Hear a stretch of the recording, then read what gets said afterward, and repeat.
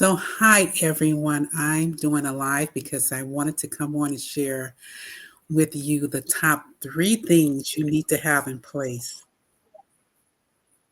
if at any point you want to achieve greatness in your business.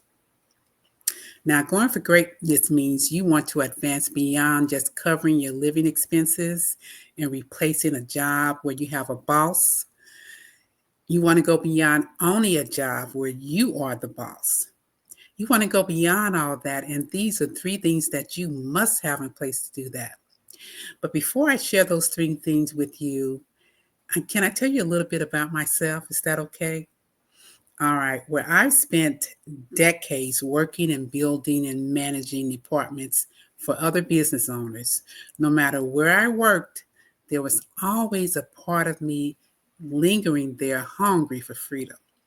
I felt like for all I did for them, the rewards should be greater, but I failed to fight for them. For some reason, I expected those employers to acknowledge the greatness I was doing and to give that recognition to me. Then the people I worked for so hard and was so loyal to began to show me just what they thought about me. They would move my office to a little corner somewhere, remove all the privacy that I had, while the other people that they really valued got the grand offices, and some even got my office that I was moved from. They began bringing in other people above me and paying them a lot more money than I ever received after I had managed their departments for years, coming in as the only person in the department and building it from the ground up. Guys, they blatantly showed me what I did not comprehend or want to accept. That once they had gotten the best out of me, once I had cleaned up the mess, they had no problem moving me aside for a shiny new thing. And this messed with me mentally because I consider myself to be pretty intelligent, but intelligence in one area doesn't translate into intelligence in another. So one day I made a decision, and that decision was to fight for what I was worth, to open my eyes and recognize when I was being undervalued and stop giving too much, to live a life that I love to live. Have you ever felt that way? So what I did next, guys, is I sat myself down and I sat with me. I had a lot of conversations with me. I read many books. I listened to podcasts and programs. It took a while, but when I finally came up for air, I knew what I had to do. I knew that everything I'd been through, from childhood trauma to professional and emotional drama to the current day, I knew that it all was a reflection of one thing, and that was my level of self love. You see, it became obvious that my behavior had simply been a blueprint for the level of self love that I had for myself. Reminds me of a part of a quote that Maya Angelou said: people will remember how you make them feel.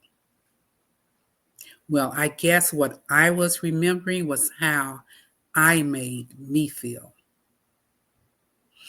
how I was making myself feel, and it wasn't good.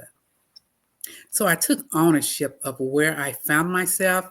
I erased the blame of others, and I began building my self love, my self care, and my self value with sacred small steps to healing that I designed, my own process, and I stayed consistent. Now, I'm not where I want to be today, but I'm much further than where I was yesterday. What I want to share with you today is, as a Black woman entrepreneur, there are three things that you must have in place on your journey. And these three things you cannot bypass.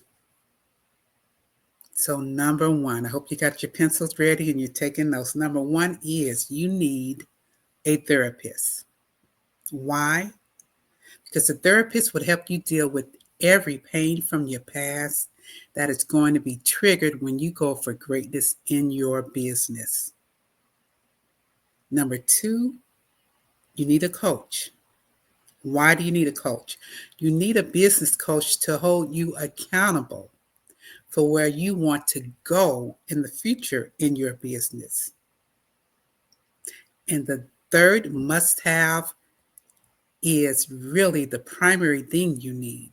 You need to learn to love yourself. Yes, you need to elevate your self love to a radical self love, not the soft spa day and dinner out kind. The radical self love that will make you keep your promises made with your therapist and in your coaching sessions. Okay, guys, that's it. If you're interested in learning more, be sure to follow, visit our website, www.wocib.org, and join our mailing list. Listen to our podcast, the Women of Color in Business podcast, and be sure to like and follow us. And as always, I wish you the best of joy, health, and wealth because you deserve to have all of it. Be well.